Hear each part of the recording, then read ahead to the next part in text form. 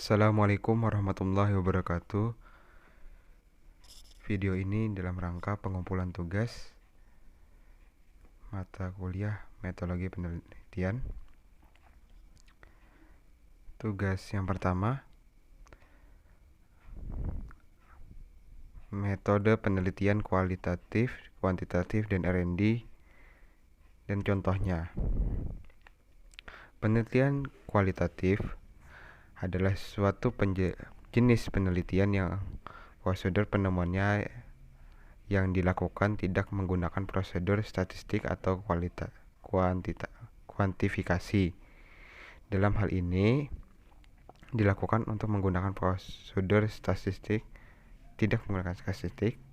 Penelitian kualitatif adalah penelitian yang kehidupan seseorang ceritakan, perilaku, dan juga tentang fungsi organisasi, gerakan sosial, atau hubungan timbal balik, ataupun ada intinya mempelajari perilaku manusia yang memerlukan penelitian mendalam sampai ke perilaku intinya.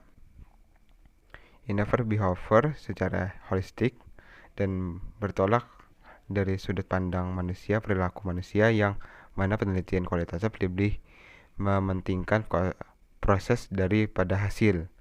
Penelitian kualitatif adalah penelitian yang bermaksud untuk memahami fenomena tentang apa yang dialami subjek peneliti, misalnya perilaku, persepsi, motivasi, tindakan, atau yang lain-lain. Nah, secara holistik dengan cara deskripsi dalam pembentukan kata-kata dan bahasa pada suatu konteks khususnya alamiah, dan dengan memanfaatkan berbagai metode alamiah. Penelitian kualitatif lebih menekankan pada dari makna pada generalisasi.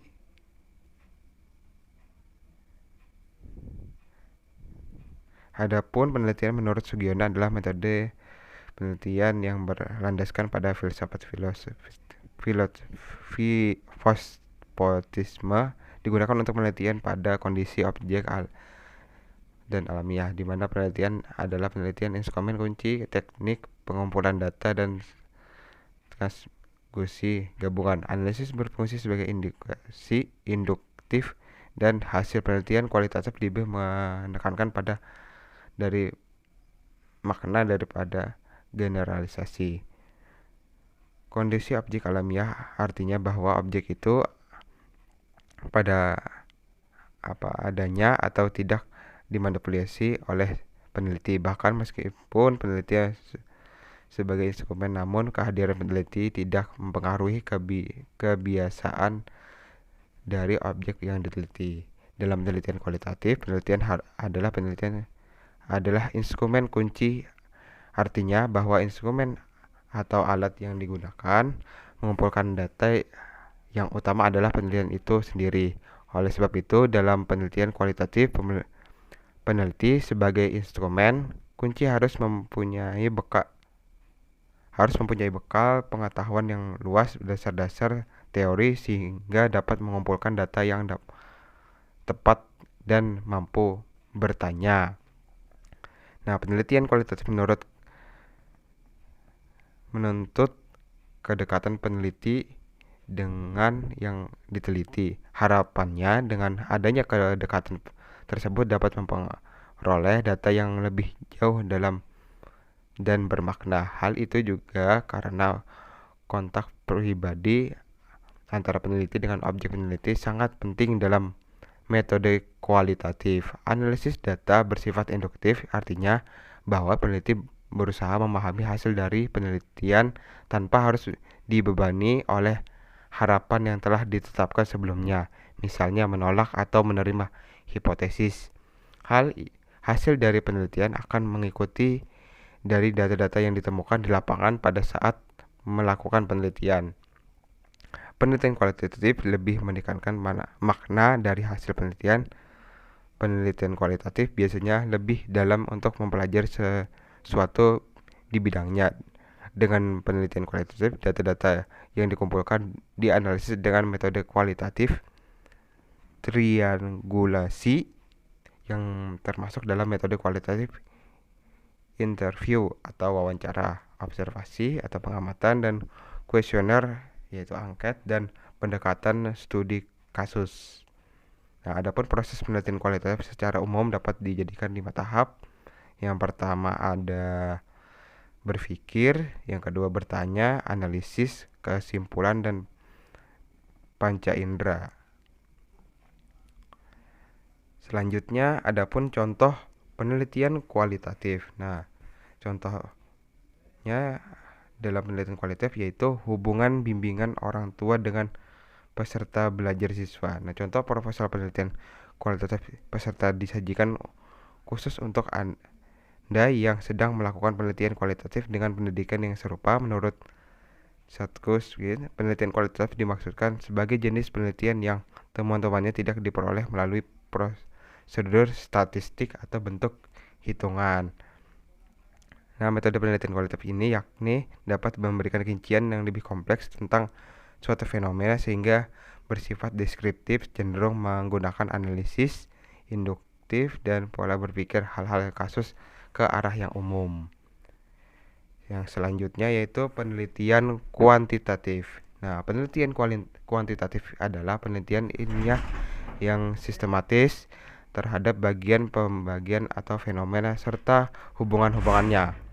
Menurut Robert, penelitian kualitatif adalah pendekatan-pendekatan terhadap kajian empiris untuk mengumpulkan, menganalisis, dan menampilkan data dalam bentuk numerik atau angka daripada naratif. Penelitian biasanya dilakukan apabila hendak memperoleh hasil yang akurat karena menggunakan hitungan. Dalam metode penelitian kualitatif, misal masalah yang diteliti umumnya memiliki wilayah yang luas, tingkat variasi yang kompleks. Penelitian kualitatif lebih sistematis, terencana, terstruktur, jelas dari awal hingga akhir penelitiannya. Akan tetapi masalah-masalah pada metode penelitian kualitatif berwilayah pada ruang yang sempit dengan tingkat variasi yang rendah. Namun dari penelitian tersebut nantinya dapat menggabungkan secara luas dengan keadaan di lapangan. Pendekatan kualitatif adalah suatu proses penelitian yang pemahaman yang mendasarkan pada metodologi yang menyelidiki suatu fenomena sosial yang masalahnya manusia. Pada pendekatan ini, prosedur penelitian yang menghasilkan data deskriptif berupa kata-kata tertulis atau lisan dari orang-orang yang diamati pada perilaku yang diamati. Penelitian kualitatif dilakukan pada kondisi alamiah pada bersifat penemuan. Dalam penelitian kualitatif menekan penelitian sebagai instrumen pokok. Oleh karena itu, penelitian harus memiliki bekal teori dan wawasan yang luas agar dapat melakukan wawancara secara langsung terhadap responden, menganalisis dan mengkonstruksikan objek yang diteliti agar lebih jelas. Penelitian ini lebih menekankan pada makna dan terikat pada nilai. Nah, menurut Sigono, metode penelitian kualitatif dinamakan metode tradisional karena metode ini cukup lama digunakan sehingga sudah menstradisi sebagai metode penelitian. Metode ini disebut sebagai metode positivis karena berlandaskan pada filsafat positivisme. Metode ini sebagai metode ilmiah karena telah memenuhi keadaan-keadaan ilmiah yaitu konkret atau empiris, objektif, terukur, rasional, dan sistematis. Metode ini juga disebut dengan metode discovery karena dengan metode ini dapat ditemukan dan dikembangkan sebagai iptek baru. Metode ini disebut metode kuantitatif karena data penelitian berupa angka-angka dan analisis menggunakan statistik. Nah, adapun cirinya dalam penelitian kuantitatif maksudnya, yaitu pengukuran kuantitatif menggunakan statistik, terdapat definisi operasional yang terukur, menekankan pada data dan fakta empiris. Selanjutnya dapat diamati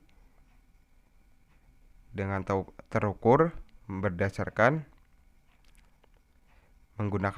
digunakan untuk mengukur satu variabel. Dalam hal ini dapat digunakan untuk mengukur hubungan atau korelasi antar dua variabel. Yang kedua, menggunakan bentuk rumusan masalah dalam penelitian kuantitatif, menekankan tentu tingkat pengaruh atau keeratan hubungan antar variabel. Penelitian kuantitatif digunakan untuk menguji antara bukti teori-teori dan yang ada sebelumnya, dan metode kuantitatif memfungsikan teori-teori tersebut sebagai dasar atau titik tolak dalam pengukuran, kemudian menjadi variabel dalam penelitian. Adapun penelitian kualitatif menggunakan hipotesis yang disusun dengan berdasarkan hubungan antar teori-teori, konsep, dan hasil penelitian. Penelitian kualitatif lebih mengutamakan pada teknik pengumpulan dan angket konkret, angka-angka. Metode penelitian kuantitatif menggunakan definisi operasional karena hendak mengukur variabel, karena definisi operasional pada dasarnya tujuan untuk mengukur variabel. Penelitian kualitatif menentukan ukuran jumlah responden sampel dengan menggunakan presentase, rumus, tabel populasi sebagai penerapan prinsip keterwakilan. Selanjutnya, penelitian kualitatif menggunakan alur penarikan kesimpulan berproses secara deduktif, yakni konsep variabel data. Metode kualitatif penelitian kualitatif instrumen penelitian berupa kuesioner, angket, juga berfungsi sebagai teknik pengumpulan data. Analisis yang digunakan pada penelitian kualitatif dilakukan setelah data terkumpul dengan menggunakan perhitungan angka-angka secara statistik. Penelitian kualitatif kesimpulannya berupa tingkat hubungan antar variabel. Nah, adapun contohnya itu judulnya hubungan pelayanan guru bimbingan dan konseling kepada belajar siswa, kedisiplinan belajar siswa. Ya, selanjutnya yaitu penelitian pengembangan research and development, yaitu pengembangan R&D. Pengembangan R&D ini merupakan salah satu jenis penelitian yang dapat menjadi hubungan atau pemutus kesenjangan antara penelitian dasar dengan penelitian terhadap terapan. Penelitian dasar dengan penelitian terapan, atau yang sering diartikan sebagai proses atau langkah-langkah untuk mengembangkan suatu produk baru atau menyempurnakan yang sudah ada. Maksudnya dalam penelitian produk tidak selalu berbentuk hardware, ya seperti buku, model, alat bantu belajar di kelas atau laboratorium, akan tetapi bisa juga dengan memakai perangkat lunak seperti software, program-program di dalam pembelajaran kelas, perpustakaan atau laboratorium, ataupun model pendidikan lainnya. Dapat disimpulkan bahwa penelitian pengembangan R&D adalah suatu proses yang digunakan untuk mengembangkan dan memvalidasi produk-produk yang digunakan dalam pendidikan. Produk yang dihasilkan diantaranya bahan penelitian guru, materi pembelajaran, media sosial, soal, dan sistem pengolahan dan pengembangan. Adapun Sugiono menyampaikan bahwa research and development adalah metode penelitian yang digunakan untuk menghasilkan produk tertentu dan menguji keefektifannya metode tersebut. Sementara dalam bidang pendidikan, Brock and Engel, Sugiono menyatakan bahwa penelitian dan pengembangan research and development atau R&D merupakan metode penelitian yang digunakan untuk mengembangkan atau memvalidasi produk-produk yang digunakan dalam penelitian dan pembelajaran. Dari kedua pendapat ahli tersebut, maka ditarik kesimpulan bahwa research and development penelitian bertujuan untuk menghasilkan produk tertentu serta menguji validasi dan keefektifan produk tersebut dalam penerapannya. Adapun ciri-cirinya research and development yaitu memiliki 4 ciri. Pertama, riset melakukan studi atau penelitian awal untuk mencari temuan-temuan penelitian terkait dengan produk yang akan dikembangkan. Mengembangkan produk berdasarkan temuan penelitian tersebut. Setelah itu, dilakukan uji lapangan dalam setting atau situasi senyata-nyatanya di mana produk tersebut nantinya digunakan, dan melakukan revisi untuk memperbaiki kelemahan-kelemahan yang ditemukan setelah tahap uji tersebut. Adapun langkah-langkah penelitiannya, pertama, potensi dan masalah, pengumpulan data, desain produk, validasi desain, revisi desain, uji coba produk, dan pemakaian produk, dan revisi produk, dan produk massal. Contoh penelitian R&D judulnya seperti pengembangan buku praktikum IPA materi gaya magnet untuk meningkatkan pemahaman konsep dan hasil belajar siswa kelas 5 SD di Gunung Sari.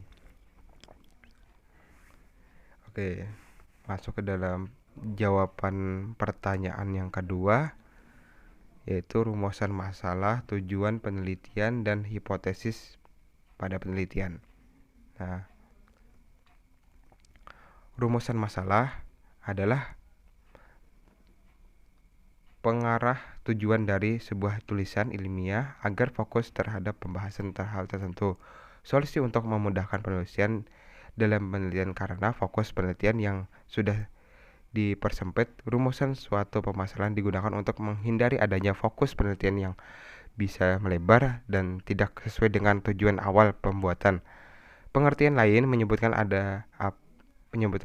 apa itu perumusan masalah sebagai tulisan singkat yang berisi pertanyaan mengenai topik yang akan diangkat, karya tulis atau tulisan ilmiah. Adanya rumusan suatu masalah membuat penulis mencari jawaban atas pertanyaan yang dikemukakan, sehingga penelitian nantinya memiliki sebuah kesimpulan. Beberapa kata yang digunakan untuk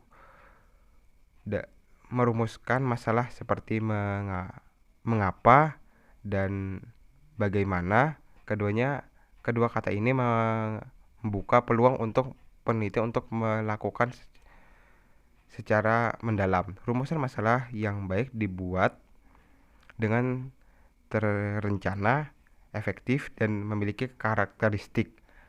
Masalah yang diangkat mencerminkan kebutuhan dan keresahan yang dirasakan. Yang kedua itu tujuan penelitian. Tujuan penelitian adalah rumusan kalimat yang menuju adanya hasil sesuatu yang akan diperoleh setelah penelitian selesai. Juga sesuatu yang akan dicapai untuk ditangani dalam suatu penelitian. Kata-kata dari tujuan penelitian menggunakan keinginan peneliti untuk mendapat jawaban atas permasalahan penelitian yang akan dicapai. Dalam artian, tujuan penelitian adalah suatu indikasi arah kemana peneliti untuk dilakukan atau data-data serta informasi apa yang diinginkan dicapai peneliti itu. Tujuan penelitian dirumuskan dalam bentuk pernyataan yang konkret yang dapat diamati oleh penerimanya dan diukur. Jadi bukan merupakan kalimat tanya. Oleh sebab itu, perumusan tujuan harus relevan dan identitas masalah yang dihadapi. Perumusan masalah dan proses penelitian. Dalam beberapa penelitian, masalah sangat sederhana dan tujuan penelitian tampaknya merupakan pengulangan dari rumusan masalah. Hanya saja, penjelasan masalah dijelaskan dengan pertanyaan, sedangkan tujuan ditulis dengan pernyataan, yang biasanya memulai dengan kata yang ingin mereka ketahui. Selanjutnya yaitu hipotesis. Hipotesis secara sederhana berarti dugaan sementara itu dalam sebuah penelitian. Dikatakan masih dugaan karena memang masih belum pasti terjawab dan harus dibuktikan kebenarannya. Dugaan itu dituliskan untuk memberikan prediksi mengenai masalah dan data yang sudah dipaparkan sebelumnya. Hipotesis ini kemungkinan akan terjawab benar atau tidaknya setelah dilakukan penelitian. Berbagai hipotesis ini relatif lebih singkat ketimbang bagian lainnya, sebab pada dasarnya hipotesis ini harus disusun secara singkat, padat, dan jelas. Saat itu, hipotesis juga wajib dibuat berdasarkan teori dari para ahli. Hipotesis ini digunakan dalam penelitian kualitatif maupun kuantitatif.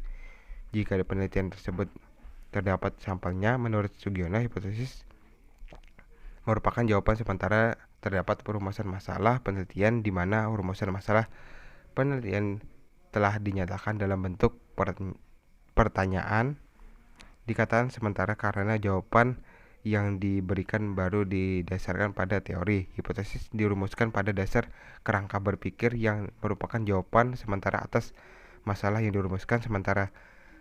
Thales dalam buku Mozart mengatakan definisi hipotesis adalah suatu kerangka sementara dari fakta yang diamati. Jadi kesimpulannya, hipotesis adalah jawaban sementara terhadap masalah penelitian yang akan diuji terlebih dahulu. Selanjutnya pertanyaan nomor 3, ada tahapan-tahapan pada proses analisis data. Nah, adapun tahapan-tahapan analisis data ialah upaya atau cara untuk mengolah data menjadi informasi sehingga karakteristik data tersebut bisa dipahami dan bermanfaat untuk solusi permasalahan, terutama masalah yang diberikan dengan penelitian. Analisis data dalam geografi dibagi menjadi dua, yaitu kualitatif dan kuantitatif. Tahap-tahap yang dilakukan dalam menganalisis data adalah sebagai berikut.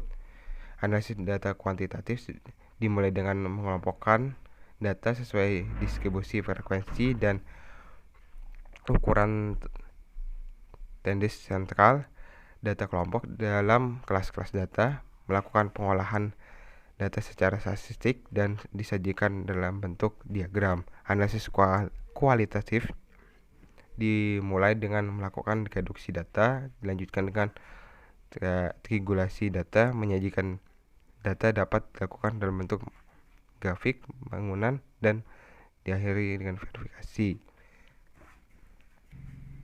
Nah, adapun tahapan analisis penelitian kualitatif secara rincinya, penelitian data, pengumpulan data hal pertama itu melakukan penelitian untuk mengumpulkan data berdasarkan pertanyaan atau permasalahan yang sudah dirumuskan.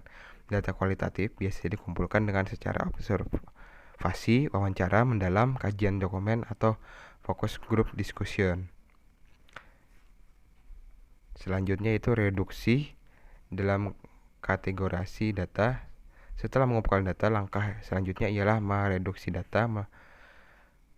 Menurut Miles, reduksi data adalah proses pemilihan pemutusan perhatian pada penyederhanaan, pengabstrakan, dan transformasi kata dasar yang muncul dari data-data lapangan. Untuk direduksi, penelitian harus mengkategorisasi sesuai dengan kebutuhan. Misalnya data dikelompokkan berdasar tanggal, karakteristik informasi, lokasi penelitian. Dalam tahap ini dibutuhkan kemampuan interpretasi data yang baik agar data tersebut masuk dalam kategori. Selanjutnya penampilan data. Penampilan data merupakan tahap yang perlu dilakukan dalam kategorisi dalam menulis adalah analisis rencana detekan dan kolom tersebut matriks untuk data kualitatif.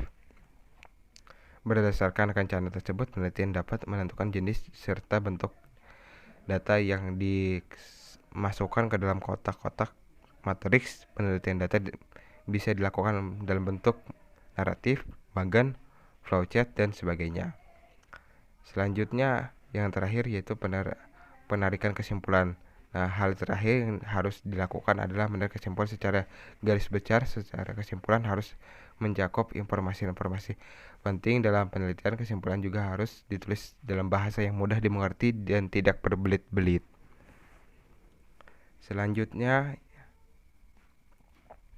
data kuantitatif. Tahap-tahapannya. Tahap pertama yaitu editing. Proses edit merupakan proses memeriksa data yang telah dikumpul. Pemeriksaan meliputi kelengkapan isi, keterbacaan tulisan, ejaan, kejelasan jawaban, relevansi jawaban, dan keseragaman suatu data yang digunakan. Selanjutnya coding. Nah, coding merupakan kegiatan kode pada setiap data yang dikumpulkan di tiap-tiap instrumen penelitian, memberikan kode bertujuan untuk memudahkan menganalisis data. Selanjutnya ada tabulating, merupakan proses pemasukan data-data yang sudah dikelompokkan dalam tabel sehingga lebih ringkas dan mudah dipahami.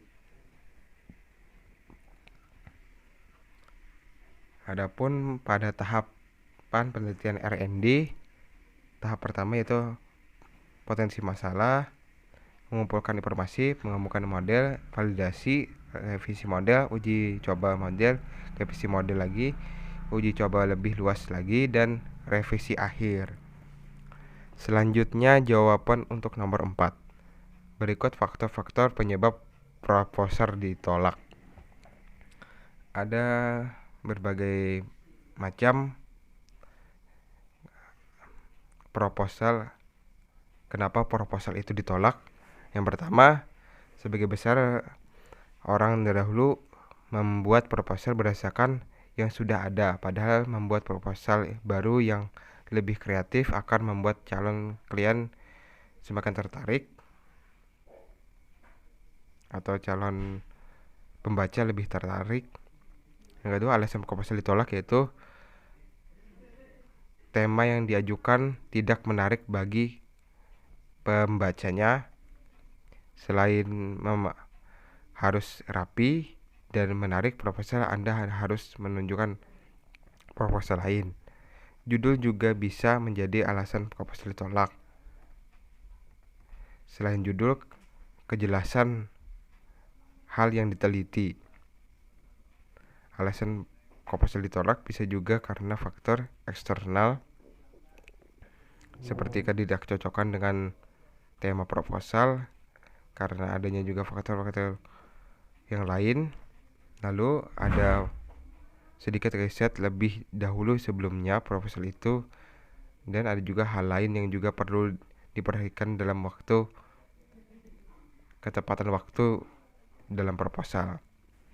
Nah, menurut Budi Agung Santoso ada 7 alasan proposal ditolak, yaitu tidak dapat menyelesaikan keberhasilan penelitian yang diajukan, tidak ada unsur kebaruan yang dibutuhkan.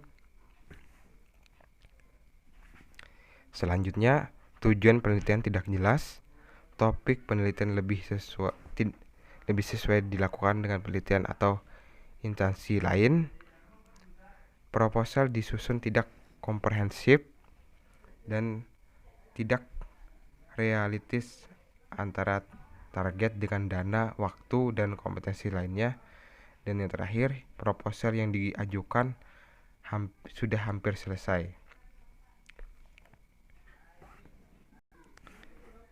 Nah, adapun jawaban untuk nomor 5, jelaskan mengapa perlu metode atau rancangan penelitian dalam suatu penelitian dan guna tinjauan pustaka. Nah, ada sini dalam Kamus Besar Bahasa Indonesia, rancangan bisa berarti rancangan program atau desain. Jadi rancangan penelitian bisa dikatakan sebagai rencana, program, maupun desain dalam melakukan penelitian. Secara singkat bisa dibilang cetak biru dalam penelitian tersebut.